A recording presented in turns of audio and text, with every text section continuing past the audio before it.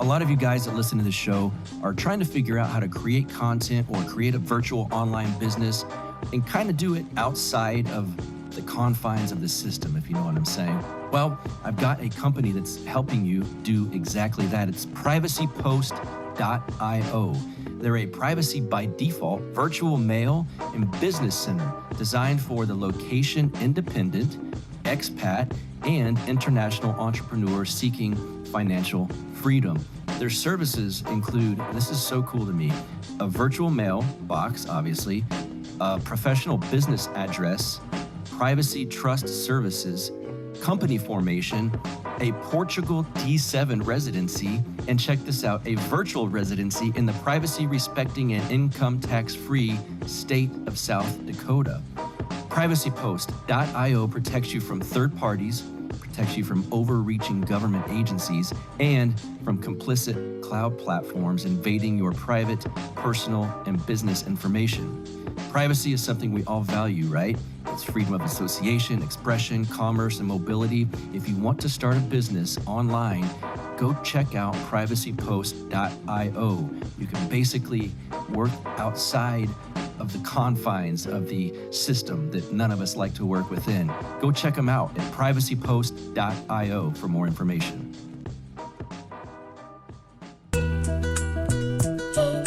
You are now listening to the Counterflow Podcast, a place for dissonant voices and unapproved opinions. You get split in fucking half, cause I call him the hologram graph, but I am the center inside the placenta of math. You clash with cyanide gas and die fast, rhythmical equivalent of solids, liquid and gas. We smash your sinus with the power of Lorditis, but I am the virus inside of the iris of Cyrus. Here is your host and humble narrator, Buck Johnson.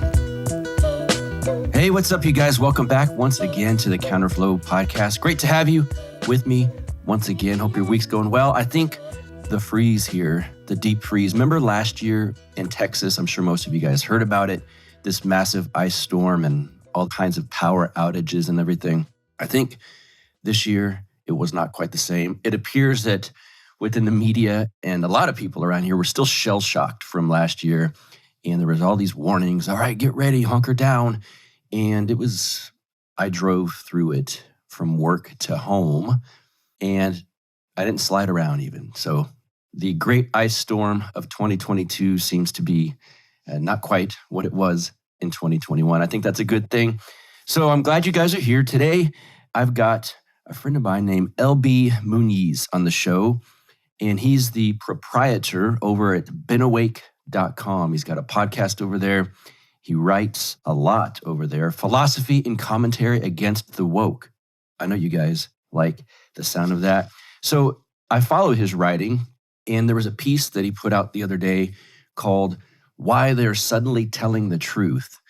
And I found it intriguing, and we're going to get into why, you start to see some people within mainstream media say a few things that are all of a sudden allowable, things that would have got someone like Alex Berenson kicked from Twitter 6 months, a year ago, whenever that was that he got banned from Twitter, for just saying something along the lines of, it appears that the vaccine doesn't stop the spread of the virus. Think about that. Now, that's allowable to say. Why is that? Is it just that, oh my God, the science has changed, and so the voices within the media propaganda machine, they're just reporting the facts as they find them on the ground? Or I think a lot of you guys know better than that. We're going to get into that discussion. And also, every time I go on a podcast these days, someone asks me, what is post-libertarianism? I keep hearing about that with the crowd that you run with, so to speak. And sometimes I have a decent answer. Sometimes I find myself kind of scrambling around for a good way to answer that question and articulate it. You know who doesn't scramble around for a good way to articulate it? LB Muñiz, my guest today. He's got a website about it, and he has written about post-libertarianism. So if you're wondering, what on earth is that, Buck? Well, wait till towards about halfway to the end of this episode, and we get into it and why that term came about and how it came about. And let me just bring on LB right now. He's a proprietor, like I said, at BeenAwake.com. LB Muñiz, welcome to the show. How are you? Buck, happy to be here. Thanks for having me on. Yeah, it's about time, it seems like.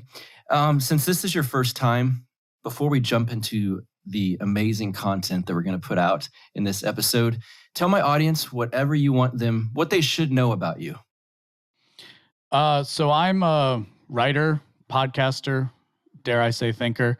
I call what I do sense making. So I try to combine insights from philosophy, economics, other fields of study, analyzing, the media structures, propaganda, and I kind of try to turn that into consumable content for people. So I'm a lot of things, I guess. Do you play music? I do. Yeah, or I did, I guess would be the proper term. I haven't played. I compulsively like drum on my legs 24/7, but I haven't played music in a number of years. But I grew up musical. Yeah, that's what I thought. Okay, mm-hmm. Well, you talked about just in that little intro, media and propaganda. So we should get into some of that. You recently put out a piece called "Why They're Suddenly Telling the Truth," and it struck me as relevant for a number of reasons. But one of them is because people I'm close to kept saying, this is so strange.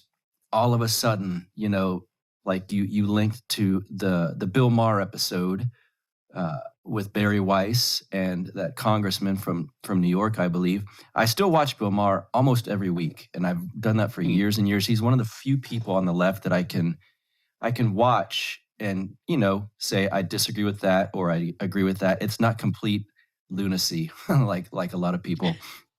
Yeah. But anyway, what I was getting to is, you see things like that episode, and there's people on there saying things that people like you and I might have been saying 6 months or a year ago. And it's kind of like, wait a second, why is this? Are things just returning to normal? Is that what this is? Or should maybe we be skeptical of that? What are your thoughts on that? And then we'll get into some of the metaphors that you used as well. Sure. Well, I mean, so to the larger question of are things getting back to normal, the real thing you have to ask yourself, not to get so philosophical so quickly, but what actually is normal? Right. Because normal is a function of, I would maybe argue to be quick about it, like habit. Habit is a function of routine. Routine is a function of like what you can do every single day. So the fact of the matter is I think people naturally are feeling like things are getting back to normal, but it's a new normal, right? There is a clear demarcation of things, and you can see that in the way some media personalities are shifting their rhetoric, right? The kinds of the perennial stories are happening again, and by perennial story, I mean something like, such and such a thing is happening in a school district, or, have you heard that teenagers are sexting on Snapchat?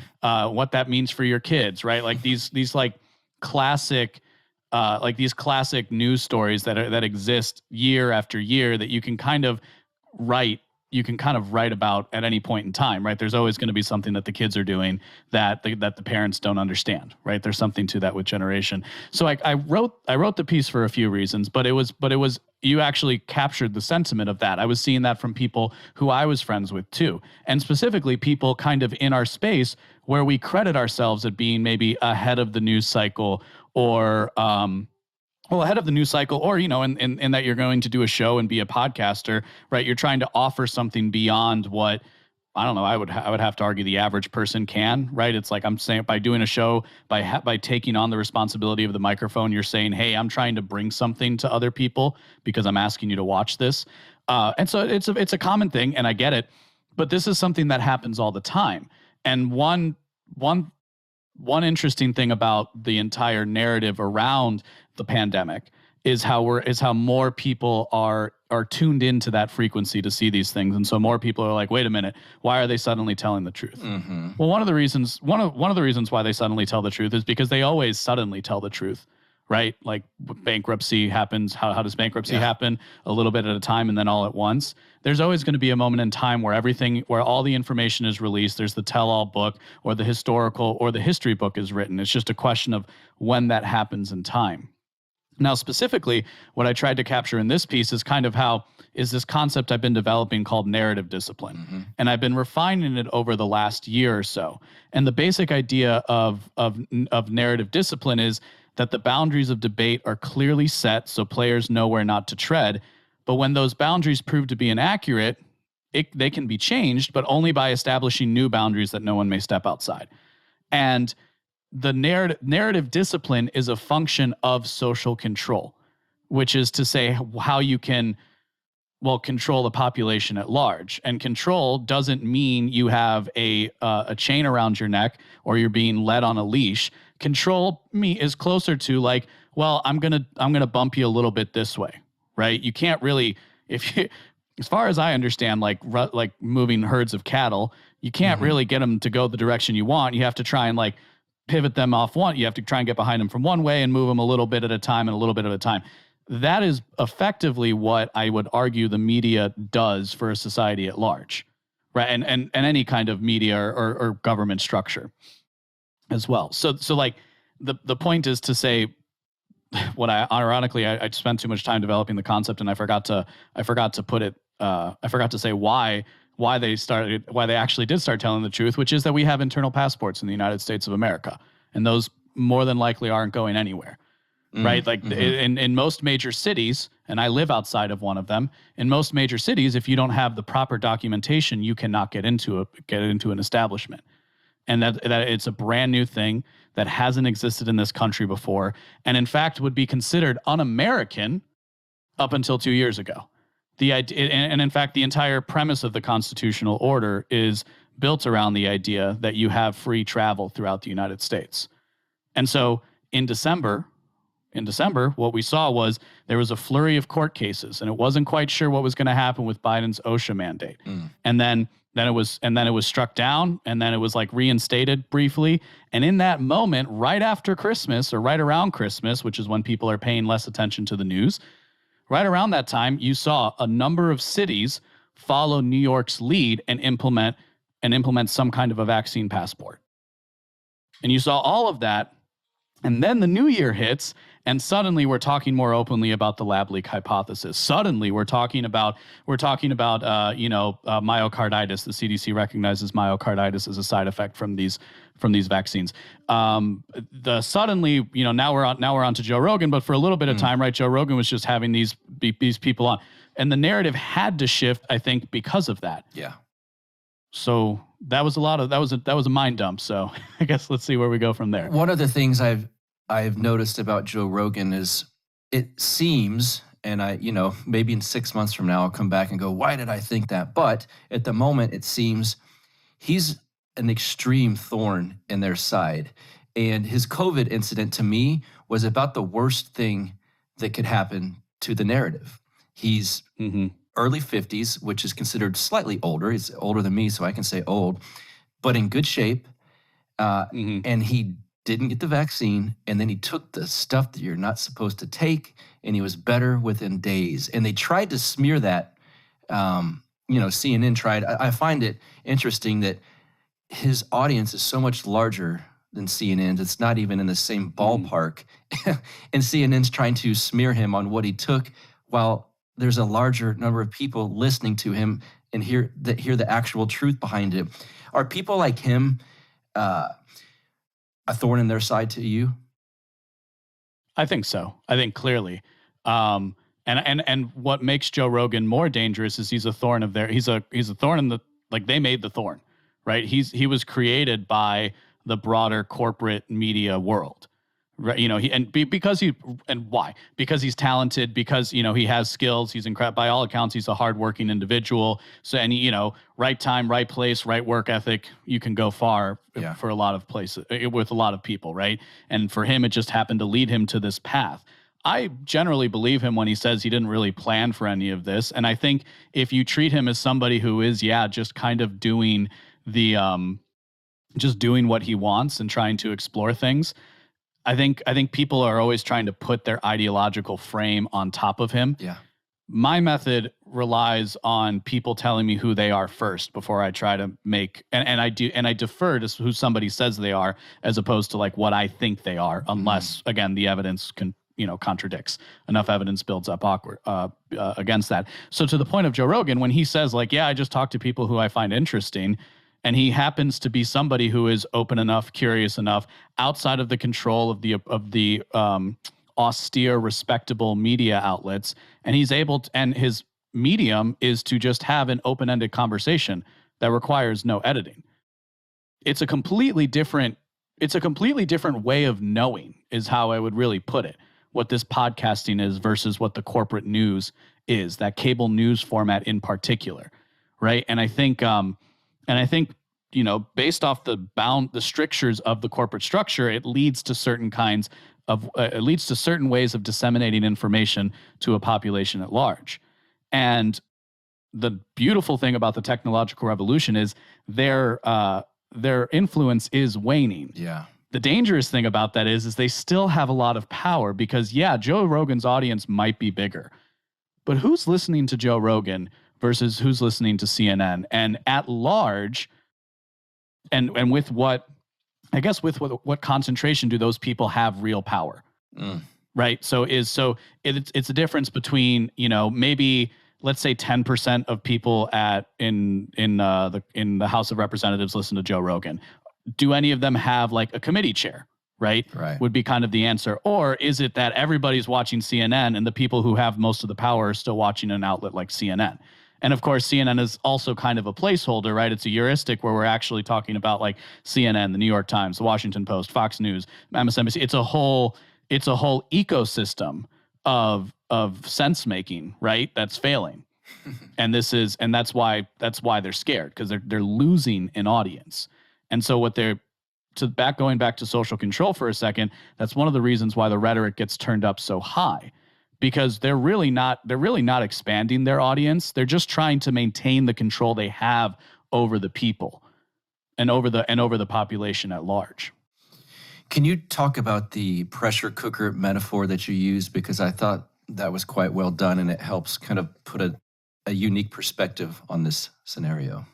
Yeah, I honestly am not sure how it came to me, but it was one of those where I'm sitting writing and I'm like, how am I going to explain this? And I thought, and maybe, I don't know, I think maybe I watched something recently that had like a pressure cooker in it, or I was thinking about making food that required it. But so like a pressure cooker, that you can put on like your stovetop, traps hot gas produced by boiling water so that your food cooks faster, but it has a little valve on the top, and that valve is there to release excess steam and heat.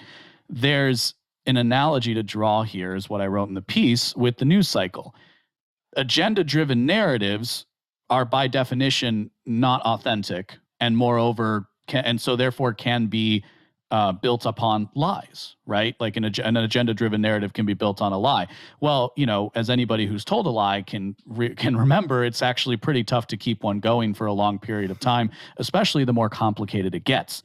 So the agenda-driven narratives of the corporate cathedral class, which would include, for people who maybe don't know in your audience, major universities, corporate press outlets, as we detailed before, and progressive government, which includes most Republicans under my formulation, are designed to keep the consumer informed enough to know what your opinion ought to be, but not so informed that you begin to ask questions.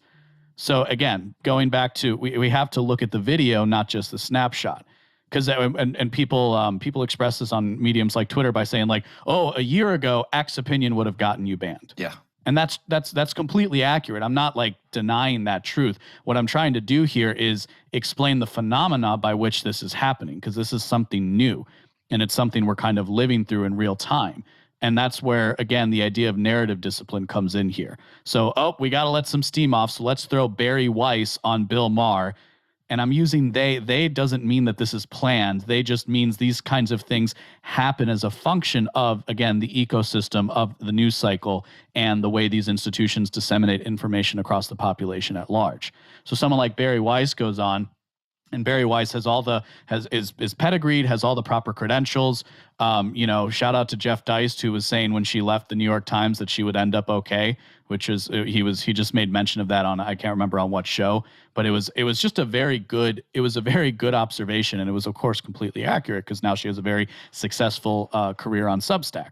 So she's pedigreed, she has the right approved opinions, and so she can go on a show like Bill Maher and kind of give voice to that like everyman thing of like, I was completely committed to this ideology. I was completely committed to this way of being. But man, I don't think they got everything right. Yeah. And that's what that is the steam escaping. It's because now everybody can, you know what? Yeah, they didn't get everything right. Because of course, if you tried to like engage with somebody and said, see, we were right the entire time. This has been, you know, not planned from the beginning, but there were clear markers in place that you could look to see like the trajectory of things. So again, to say, because then that Barry Weiss clip goes viral. One of the first times that I started talking about this idea was, and this was kind of funny to me because I had forgotten, was 6 months ago when Jon Stewart went on Stephen Colbert to talk about the lab leak hypothesis. And that was right around the time that there were major FOIA requests coming out with Fauci's emails, where we were starting to learn just how deep the rabbit hole goes with the connections between the broader U.S. medical establishment and the Wuhan Institute of Virology.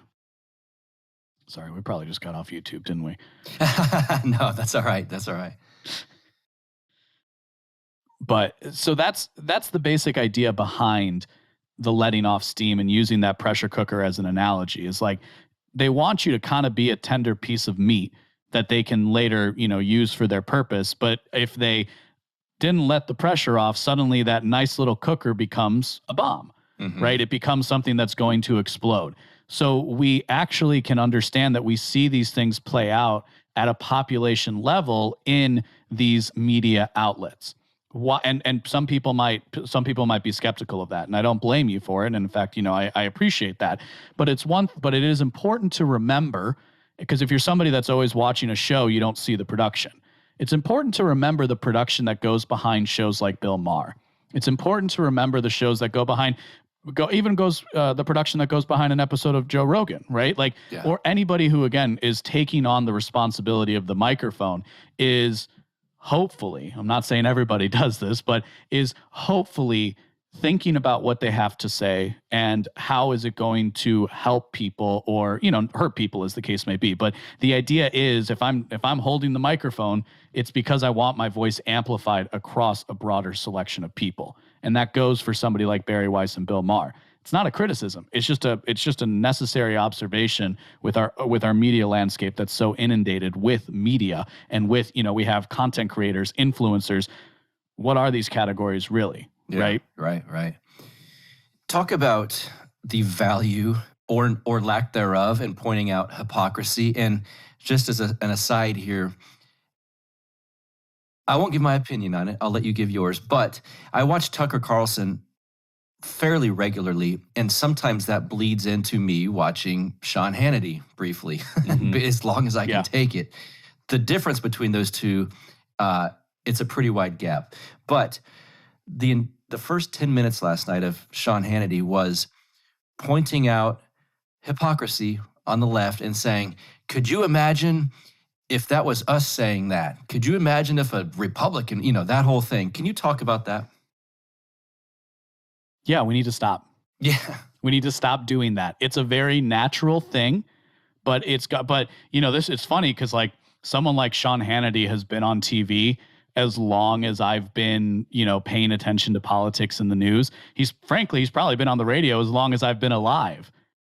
And he's still talking about the hypocrisy of the left and how, oh my gosh.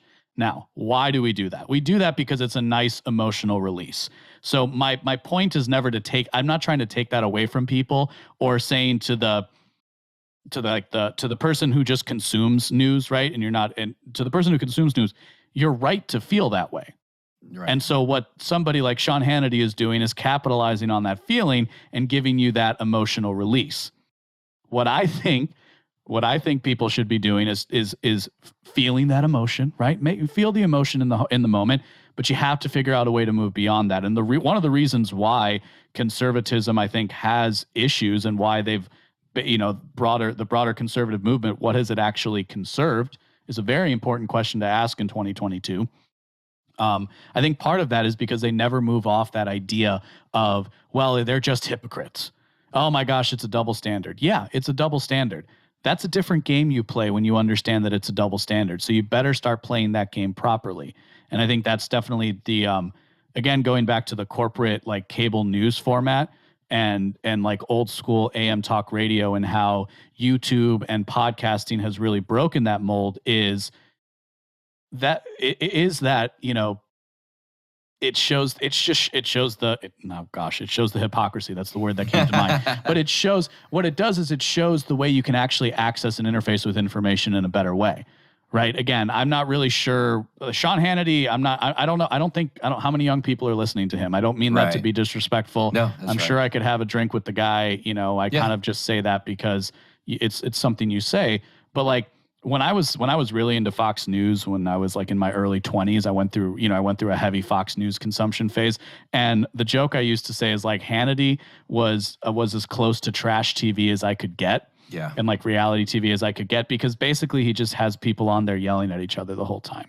Yeah. You know, and so one of the things that I like to do is demonstrate how you can have have a conversation about politics without that yelling and without that emotion attached. But the other thing too is that they use the hypocrisy as a tool, because in politics, the moral edge goes to the person you already agree with. So guess what? They don't care about the hypocrites on their side.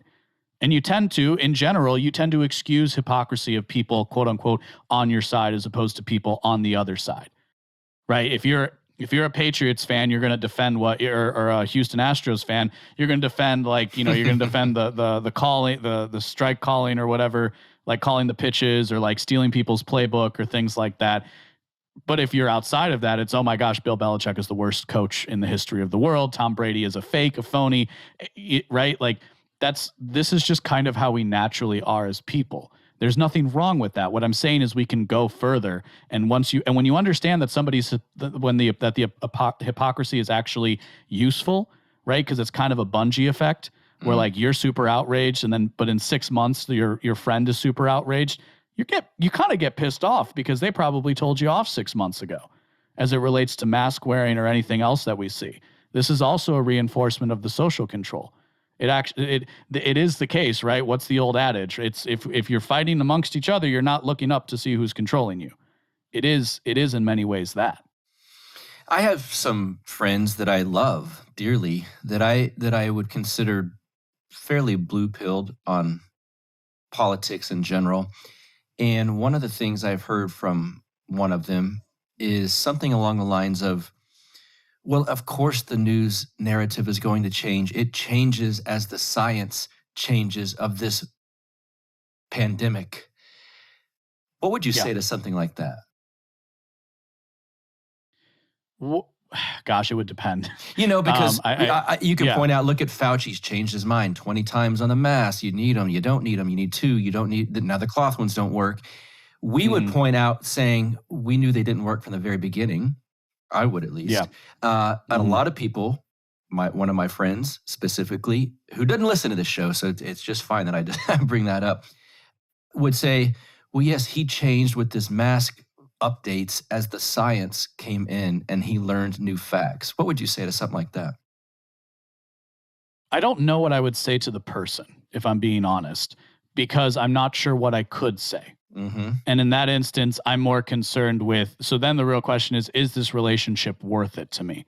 Because I think we all have, those of us who find ourselves in this position of having these opinions, we all have people like that in our lives. If we want to use the word, I think the general word blue-pilled works well in this regard. That person, intelligent as they may be, because oftentimes they are intelligent people. Yeah. There's nothing, they're sophisticated, they understand things, but there just seems to be a glaring blind spot.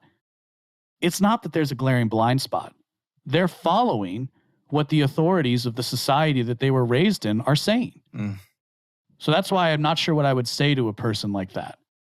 So the question then becomes, how can I have an impact to where that person can see can see what I see? Even or if they can't see what I see, how can I get it so that their opinion doesn't hold power over me? Yeah. Right? Because that opinion is what holds power over us in many regards. In a similar way, this happened to me recently where it's, you kind of just say things like, well, because in August we didn't believe breakthrough cases could happen, if you recall. Yeah. That's another thing that we've changed on. And of course, an agenda-driven narrative relies on a little bit of truth. Right? It relies about a couple of facts that are actually accurate. And that is one of those, that the empirical evidence has changed consistently. Well, that's why taking a radical empiricist approach to these things, and it's not even an empirical approach, it's a modeling approach, which gives, in my estimation, would give the appearance of sophistication where it's really just a bunch of assumptions like we've always done as human beings. That's really where I think the conversation around politics needs to change, is moving away from that one-on-one, I'm going to fight this person in my life because they have a different political opinion to me, and saying, if I really think, and changing that to, I'm going to be a good friend, like maybe we'll argue about it for a bit, but then we're going to move on and talk about the kids, or talk about the weather, or talk about, the family, or whatever we normally talk about, whatever this relationship is actually built upon.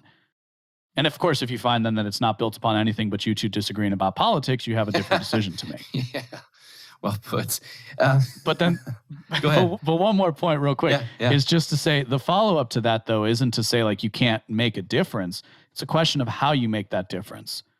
And I don't think that looks the same to everybody. But one of those, I would think, is if you really think this is such a bad idea, you need to put yourself in a position where you can have some authority in the matter to make a change. If that, or support people who are doing that as well. It's less about, it's not going to happen changing one person's mind. That's an egalitarian delusion. Yes. That if we just convince enough people, the world is going to become a better place. Yes. Because people are different, and some people are just going to follow the rules. So therefore, you have to figure out how you can change the rules. Yeah, I had Dr. Mark McDonald on a couple of weeks ago, and he's a great interview. Thank you. Yeah, he blew my mind. He wrote this book about the mass delusional psychosis. Towards the end, I asked him kind of advice for those of us who have family members, spouses, close friends, coworkers dealing with people kind of like we're talking about. And it was interesting. He said, look for the curiosity. If they have just a touch of curiosity to where maybe they are saying what we're discussing earlier in this interview, wait a second, that's changed. There were people saying this new information 6 months ago. That's weird. If there's that curiosity, I think you have something. If they're just going to blindly repeat boilerplate talking points from CNN, unfortunately, probably not. One of the hardest things over the last 2 years for me personally is writing off certain people that you're just not. I mean, it's weird. I never thought the events of 2020 where it would happen at all, of course, but I never thought that's what's going to pretty much draw some fault lines between people I know and myself, but it did. What did you learn? You can go over a list of things, you can go whatever pops in your mind right off the bat, things you've learned over the last 2 or 3 years since this whole mess happened. I think one of the things that you learn is, oh man, that's a good question. So as it relates to my personal relationships, I've learned to not be overbearing with political opinions. Me, kind of too. Yes. Yeah, kind of by necessity, but I have learned how to do that. Yes. That's funny that one of the friends I was just referring to maybe was visiting with me a month or two ago, probably around the holidays, and after 30 minutes of discussion, he looks at my wife and he says, boy, he sure has mellowed on his political badgering. Yeah. So I've learned how to do that a little bit. Now, if you would have just met me casually, a couple of years ago, you probably wouldn't have noticed it. But where I did that the most, or where I would kind of just fly off the handle and kind of like the types of fun, like rants and, emotion and like stuff that I do on my show, it doesn't always translate really well when you're in the spur of the moment having an argument with a member of your family. No. Right? It doesn't come off as well. And so really the other thing I've learned is reinforced, because it was something I was already kind of thinking about, is that people are different, right? Some people are just not interested at all. Like, you can talk with them about politics and they might even agree with some of what you say, but they don't have the interest at all in any kind of real political analysis. And that's okay. Like Yes. this is the important follow-up, because we've kind of been trained to think like, well, I have to have a political opinion. I actually want people to have, and I used to believe this, right? If only people paid less attention to sports and more attention to politics, the world would be a better place. Please, I'm begging everybody, start paying attention to sports again. I'd rather listen to you talk about that than your horrible political opinions that you've been working on for 6 months. And if you promise to do that, I'll start an NFL Raiders podcast, and that's all we can talk about. So, sorry to interrupt. Go ahead. No, and I think one of the I don't know if sad is the word that comes to mind, but also one of the saddest things. This is the flip side of what I was just talking about. Like, one of the saddest things is to see the way people are trapped by ideology, and to recognize that in yourself as well in your past. Now, I'm very fond of saying we're often talking to our younger selves, especially when we monologue on Twitter, because there's a journaling aspect to it, whether we want to admit it or not. Right? It's a process, even if it's just something you do when you're sitting on the toilet. So I think is really seeing the way people can go all in on something, and we saw the hints of it during the Trump presidency. Right. It was the in-group herd effect that was very, very prominent. At least myself, living in the Midwest, living outside of Chicago, I started to notice like going on dates was different. Like the questions girls would ask you were different. Like I literally see stuff as like, let's make sure we're on the same page about not listening to Joe Rogan. Oh. Right. Like it's dumbfounding to me, honestly. Or I honestly saw one today, and it was like, well, I'm an organizer and an activist, and so having far left politics is really important to me, or something. It didn't actually sound that good. Now I go to a city like Nashville because I do travel a decent bit, and I'm traveling more this year kind of because of the cultural situation in Chicago. But like, going to a city like Nashville, I don't see that. I don't see that on the dating profiles. I don't see it in the girls that I actually will talk to. There's more of an air of, I don't know. There's just a friendliness. There's a vibrancy when you go to cities like Nashville or Austin or Houston that are growing, right? That aren't just that aren't like on the downward tailspin of whatever Illinois is going to be, because of people like you see on your apps. Yeah, right. It's just the reinforcement effect. But so. That's that's like kind of a negative thing, but again, going back to the main point of people are different or sad, I guess, but that to the main point of people are different, it also says something about what is this political thing that we're doing in whatever this thing is called democracy, right? Which we know we don't really live in a democracy under any real analysis. Well, and you know, Princeton did it right in the 80s. We could talk about things like this. It's not like something magically changed the way that like the power interests actually go through. But one thing I see clearly is the way that people are manifesting their temperament through a political ideology. Yeah. Right. So that person who wants to control, well, now I can be a progressive activist and I can exert that control. And there's a mirror of that on the right as well, but the progressives are the ones who have power. So they're the ones with the most consequence. I want to tell you about your one-stop shop for all things CBD, and they've got a brand new website for you to check out, PalomaVerdeCBD.com. And it's the Paloma Verde store, of course, owned by a great couple, Carlos and Vanessa, out of San Antonio, Texas. Carlos is a very bright young man. I can tell you why. Once you go to the new website, PalomaVerdeCBD.com, you'll realize that he's smart enough to feature the better looking of the two on the brand new website. And you'll see what I mean once you go there. They've got everything you need as far as the world of CBD goes. You can explore their products on the new website page. You can see obviously they've got the tinctures, but they've got mint tinctures, they've got soft gels, they've got CBD gummies, multiple flavors of those, the salve stick, the sleep bundle, which I'm going to have to check out. I've not had the sleep bundle yet, but that sounds enticing to me. The menthol sports cream, I can tell you, works amazingly. I've used that multiple times, and one of the biggest fans I personally know of Paloma Verde CBD products is my French bulldog named Lux. He's about 10 years old now, which in dog years makes him like 70 or something, right? He's old, and he gets around like a little old man with his back legs a little bit slower than they used to be, until we started putting the CBD pet products that they have at Paloma Verde CBD Catfished.com. We put it on his food every morning. They also have these dog treats that we give him. And it's amazing the job that the products have done for Lux, my French bulldog.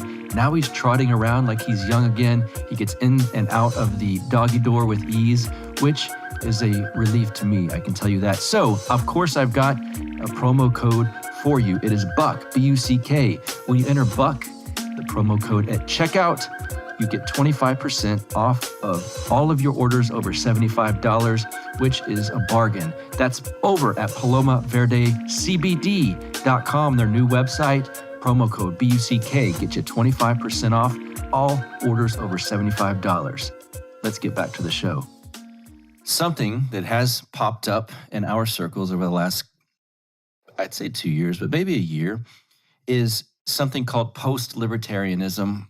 And outside of maybe going on Pete's show, Pete Quinones, the Pete Quinones show, every show I've gone on for the past 4 months, probably, they ask me what that means.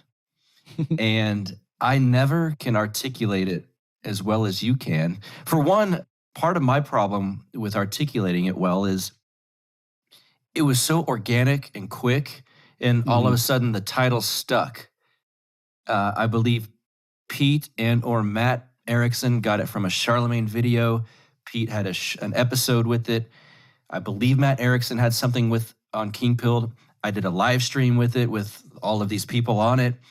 And all of a sudden the term's blowing up. No one meant it to. I feel like it's when these guys were artists in the 50s were recording these 45 records, and all of a sudden the B-side blows up. You know, Richie Valens had La Bamba on the B-side of a record, but something like that, and you're like, I didn't know that was going to happen. That's how I feel. And so we were just sharing common sentiments. Not all of us even agree on, 50% of the stuff sometimes.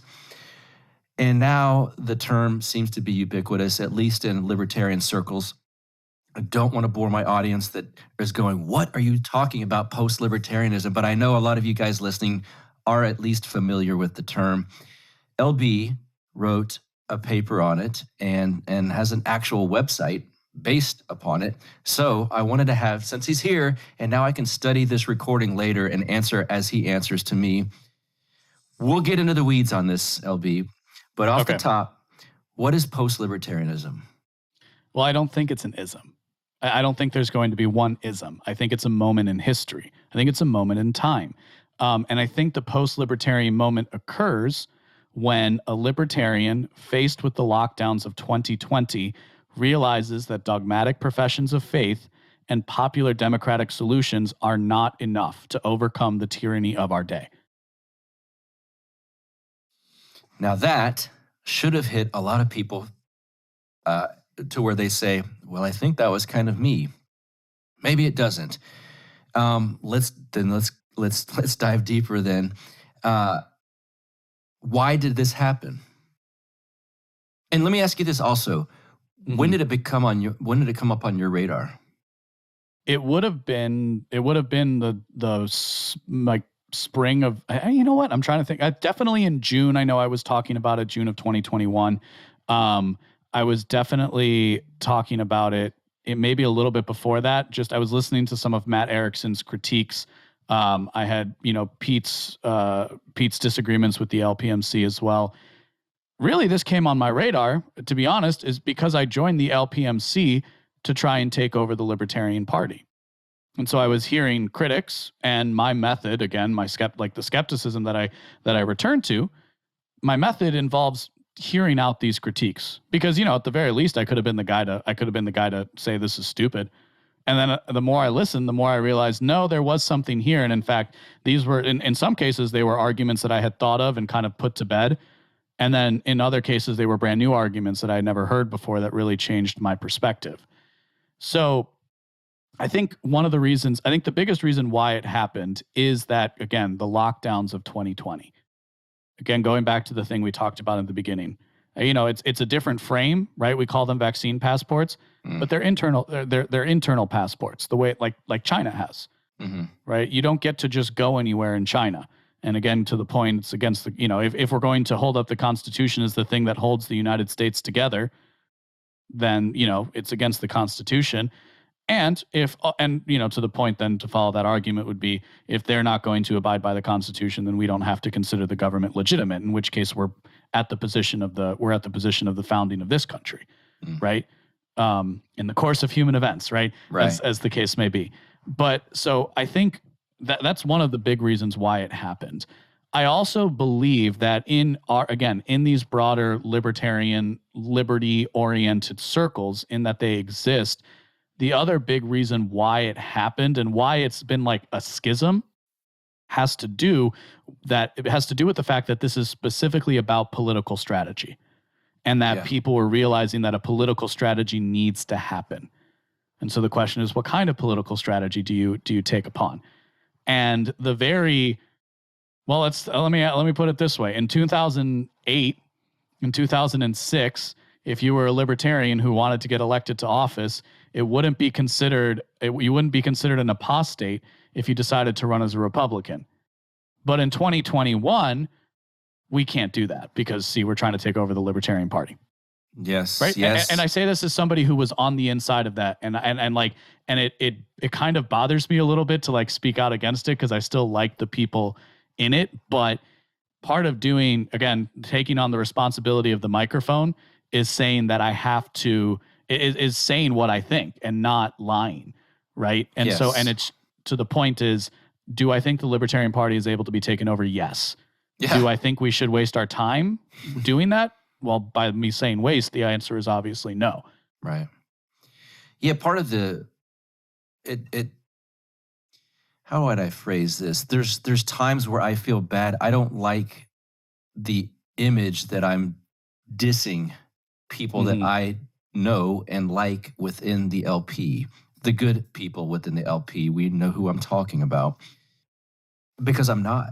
And so if you disagree with a strategy, I'm okay with that.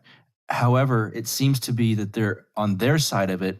If people like you and myself disagree with their strategy and say that on a microphone and put that out to thousands of people, therein lies the tension from their side of it. From what I've noticed, and again, there's plenty of people that listen to the show and are in that caucus and still listen to me. We can disagree. They like the show. I like them. But it's never myself coming after that organization saying, what a bunch of losers you are, or throwing ad hominem. I never do that.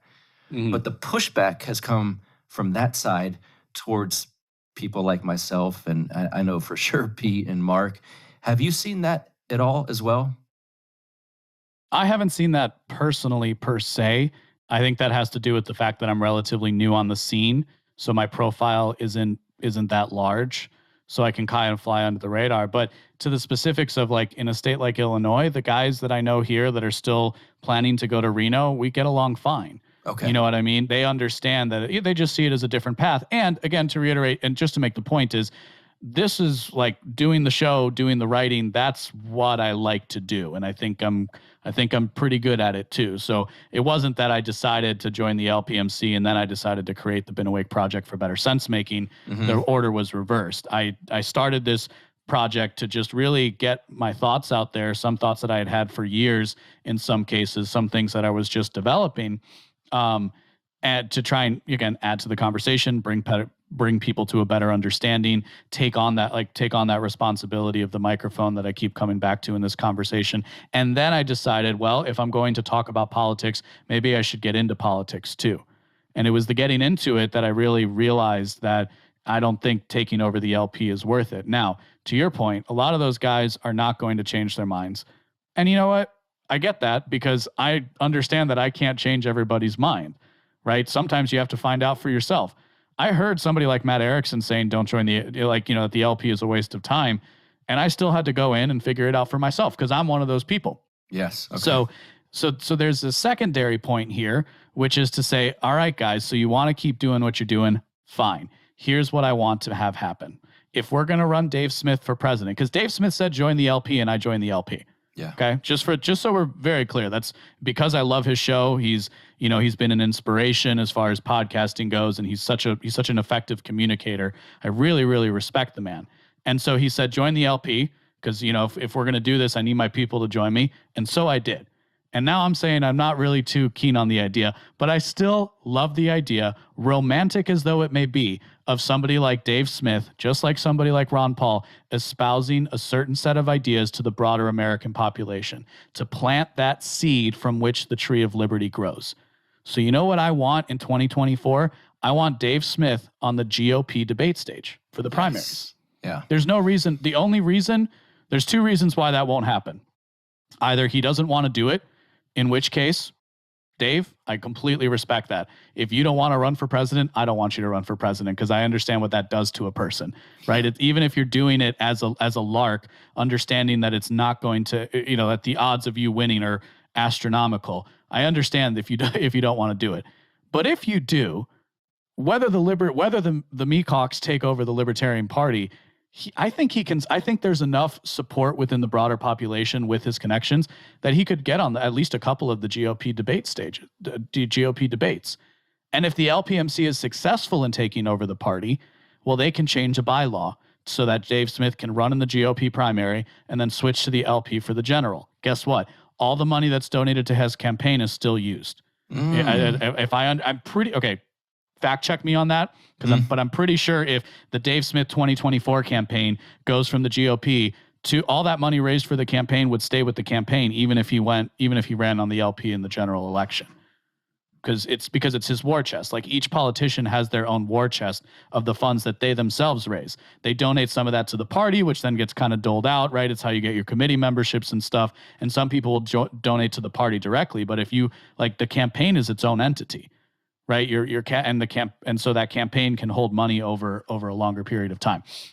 So I might be wrong about that fact, but even so, I think that's how else are you going to fundraise, right? If you don't get his message out there like that. Again, to the point of, if we're going to do it, well, then let's do it this way. And as the case may be, going back to the LP thing, there is actually an infrastructure that has been built with the LPMC. And so what I've been kind of saying in my ways and through writing and podcasting, right, is saying, like, you already have the infrastructure in place to start running people in the midterms for the various positions.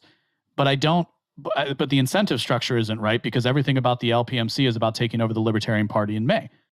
They don't need, if they do away with that step and just move ahead to the part that says we're going to do direct action campaigns, we're going to run people for office if those don't work, we're going to submit, like popular ballot referendums and things like that. I'll be honest, Buck, some of that sounds tedious to me, right? Like, I again, going back to the point of the stuff that I'm interested in versus what other people are interested in. Yeah. But you know what I actually heard from a couple of the guys? One in particular is, yeah, I'm doing what Tho Bishop said. And I'm going to these meetings and I'm interacting with groups, and they're actually, and one guy, he's on Instagram, local.liberty.dad, I think is what his handle is. But his name's Brad. He was involved. He's still, he still helps the guys out, but he's actually going to meetings and he's making a difference in, the western suburbs of Chicago as a result of it. And he's taking that direct action upon himself rather than staying cloistered in the Libertarian Party. Is there any benefit in your mind to supporting financially or being a part of the Libertarian Party? No. Let me ask. Okay, well, you said no. Okay. To me, no. I don't see that use at this moment. No. And is there any room for them to do anything politically, as far as gaining office in a legitimate sense? Sure. I don't think there's enough time for that. I think in 2016, when you were talking about 10 years, 15 years, I think that, that kind of made sense at that moment. Mm-hmm. I think after 2020, we can understand that we have that our time horizons need to not be at the 20-year level, because I'm not sure there really is 20 years. I mean, like, honestly, it's weird to see it's not weird to see people's faces, because most of my work is still normal, but there are still it's weird that so many people are just comfortable wearing a mask all the time. That's a permanent cultural change to the United States of America. Yes. We've seen the videos, we've seen the TikToks of what they want to do to people who don't comply with this. It is remarkably similar to what it must have been for a European visiting, Mecca. I couldn't think of the world. Visiting Mecca or another great city of like the Ottoman Empire or the Muslim empires of old, and seeing the different way in which women would dress, like with, like not having the face showing. It's not going away, man. And so I'm not sure we have 20 years to make a third party feasible in the United States of America. And there's a technical point to why that doesn't work, which is the winner take all system. And yes, going back to the point we talked about before, the deck is stacked against third parties. Yes, it is. We can whine about that not being fair, or you can suck it up, recognize the fact that you're going to have to deal with some people whose opinions you don't like, which you're already doing that as the LPMC and the LP, by the way. Yes. Recognize, right? Like recognize, in that you're going into the GOP, that you're going to have to be a little bit, you're going to have to hold some opinions back, and you're going to have to choose your battles and choose the things that are right to you. But guess what? That's politics. That's exactly what I was. Yeah, that's politics. That is what the political game is. The political game is not. I've said this before. I love philosophy. I love the academic debate. When I got the job that I have now, that I like a lot, I was thrown into a world of hard facts and figures. I was thrown into the world where there's 10,000 pounds of steel above my head right now. And if the guy who was working on the crane was hungover and didn't do it right, I'm dead. I'm not going to the hospital. I am dead. So a world of real consequence is what I'm saying. And this, by the way, is a world that most, you given your profession would know this very, very well. But to the point is, like, if you went to K through 12 school, if you've only really worked retail jobs or, and like service jobs to a lesser extent, but like, a retail job where you're in a climate controlled environment. And then you go to college and and then you spend a long time in college. And then you suddenly are thrown into like a world like manufacturing or firefighting or something where there's like, it is life or death at one point or another. It's very easy, if you've never experienced that, to think that the world is just a nice game that we can kind of run out scenarios the way we might play Sims on the computer. It's a completely different thing when there's real consequence to things. And when I was faced with that, I kind of came to the realization, again, kicking and screaming, that like, just because I can turn a phrase and I'm an effective communicator doesn't mean anything if I can't get somebody's machine to work, right? Or if what I give the person, costs their company millions of dollars because it wasn't the right product, right? So that's like a real thing. It's real responsibility. It's real power. It's real authority. And when I was faced with that, my perspective on things changed. And so, and to the point, the basic political science point is, in a winner-take-all system, two parties are naturally going to arise. It's not a lament that George Washington called it and he predicted it, right? It's just a matter of the incentive structure in place, which is to say, you can try and knock out one of the major parties if you want, or you can ally yourself with the one that at least kind of has some similarity to you. And there's another point, and another ancillary point to make with this is, again, I mentioned like the cloistering yourself in the LP. To the point, where were libertarians when the world went on lockdown? We weren't in the boardrooms. We weren't on CNN. We didn't have we barely had enough shows in the popular press. We weren't in the governor's mansion, the White House. We weren't in the House of Representatives, the various assemblies throughout the country. We weren't there. So all of our good ideas about how to run society were not put into place. It's a different game when you realize that you actually have to take on that power. And I understand why it's frightening, but again, if it's frightening, you want to make a political statement, you don't want to take political power, in which case you shouldn't be taking people's money for political purposes. Make them for making political statements like I like to do. Yeah. Well put. And it hit me over 2020. There's this sentiment within our circles that if we get the message out to enough people, things will start to turn our way. If we change hearts and minds and you get the best speakers up on the biggest stages, enough people will start to sway and come our way. And then I looked around and we had a 6-week lockdown here, which was really short compared to a lot of states.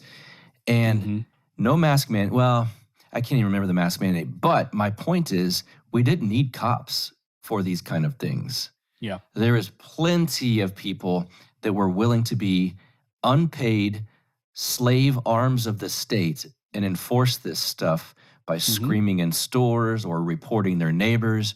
I had one acquaintance of mine say that we need drones flying over the city and they should shoot people down or report them if they exit their house.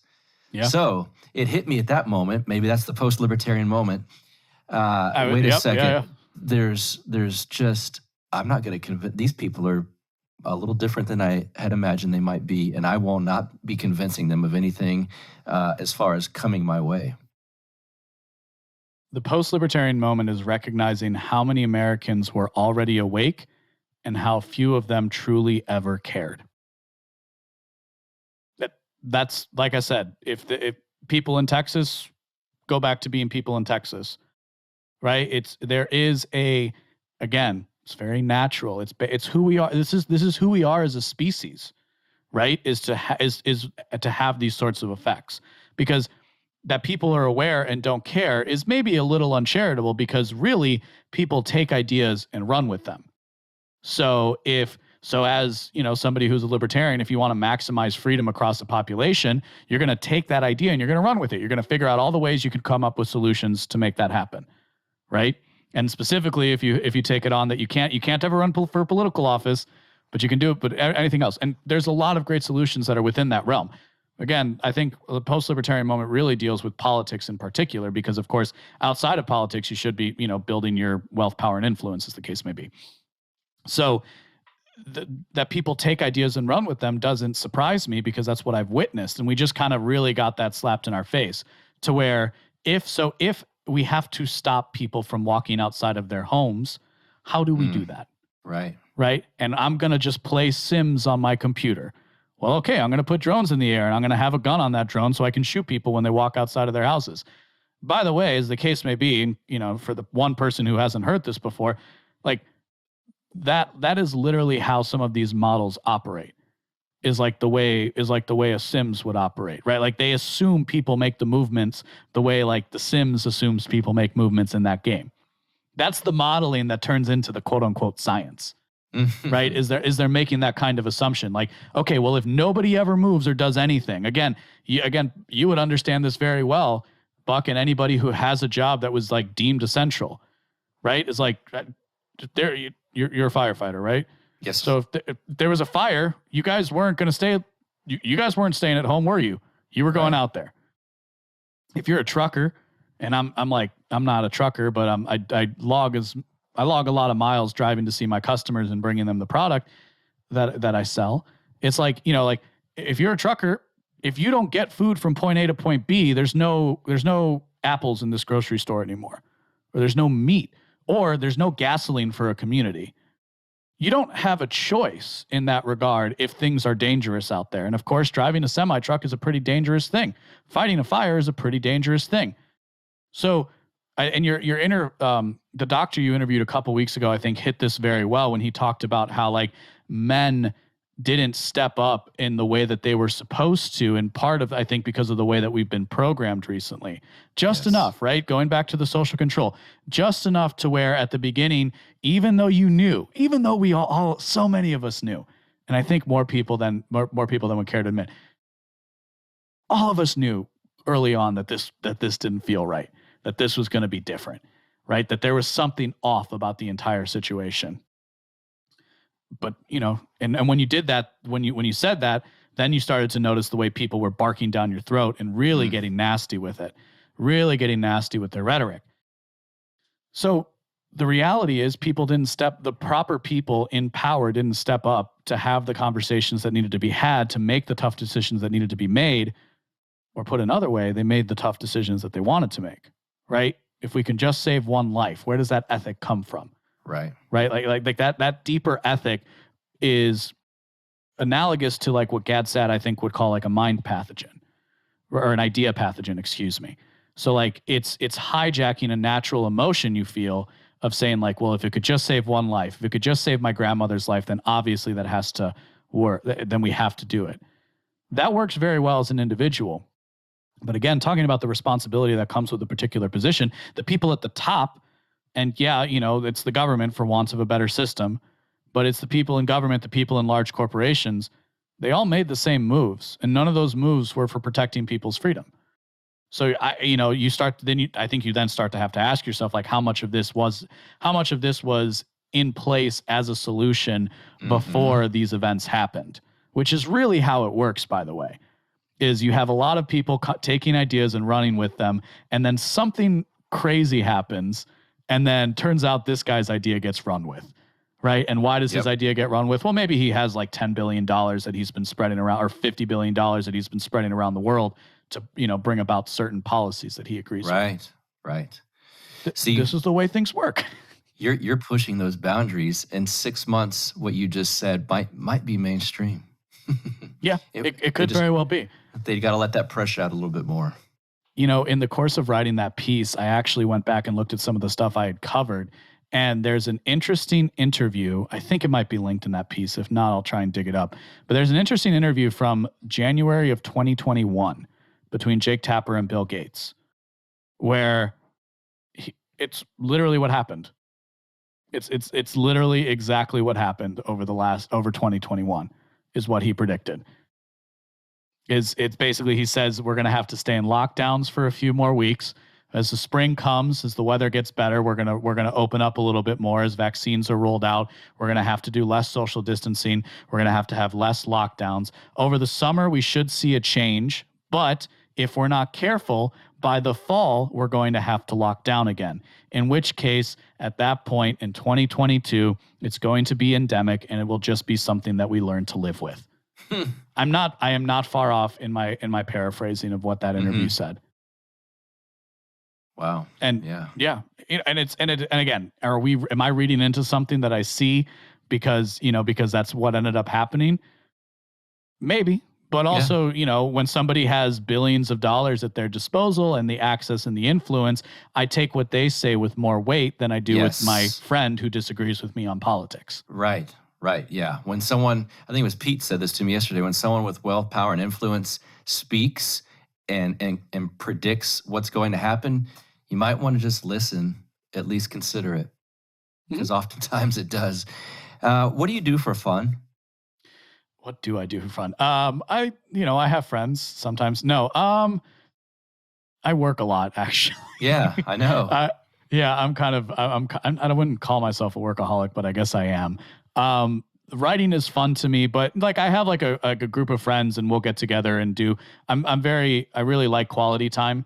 So whether that's with my family or with a group of friends, I have a group of guys that I'll like go out and we'll kind of have crazy weekends in cities, most recently Nashville, where we'll just kind of, I'm like coming up on 30, I'm still single. So it's like, I like to go out, have a good time, let loose, stay up all night, make poor decisions, enjoy, and just try to embrace some of the craziness this world has to offer. But beyond that, I like to sing.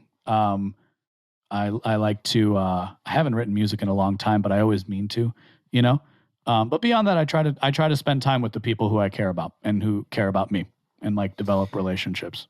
Well, just real quick, we don't have to get personal by any means, but you said you're single, and then you referenced the dating apps earlier. Mm-hmm. I'm not single, so I've never dated when dating apps existed. And now, of all times, I do have friends at work here and there where I have to say, like, let me see what it looks like these days. Do you ever run across a profile that's like extremely based and you're like, this girl is amazing. She gets it. She's not some kind of left-wing nutcase. Do you see those? She's usually blonde and like 6'2". Yeah, okay. I'm not kidding. Yeah. There actually is a correlation where somebody in this, so it changes the different parts of the country that you go to, but at least where I am in the, like the western suburbs of Chicago, and like in Chicago, actually I'm outside of Chicago. I grew up in the western suburbs, but so this area, you won't really see those kinds of things. Like I've yet to come up, maybe like one or two in like a 6-month period I'll come across, but inevitably I have noticed a correlation between like people who are like, the girls are like 5'10", 6 foot, and they'll have a more like, they'll have a more like conservative or right wing or based opinion. So no, it doesn't happen very often. I think there's the incentive structure isn't there for that, really. Right. Yeah. And frankly, you know, there and like kind of like, I don't know, it's this weird thing where honestly, my perception is that most women's dating profiles are often the same. It's kind of like, I love to travel, I love dogs, let's have brunch, right? Because like these are all ideas that we think are like fun for dating. Maybe one day I'll figure out how dating got so broken, but it definitely is. You know, and like the hypergamy maximization is completely real. Like, what you know, what is that?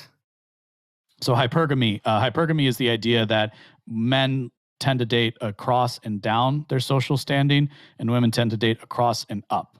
So the guy might go out with the barista, but it's not very often that like a high-powered lawyer, a woman lawyer, would go out with like the barista at the store. Yeah, it's just right. It's just not. Yeah. It tends to not be the way things work. So there's an idea that's been explored. Cernovich and other people have talked about it, but is like the maximization of it, where we're kind of seeing. Well, it's polygyny, right? It's not polygamy. It's polygyny. It's the idea that the most desirable men can attract large amounts of women, and in fact, they're very willing to take the risk, and in fact, know that they're not going to be around for very long in his life, just for the chance for access to him.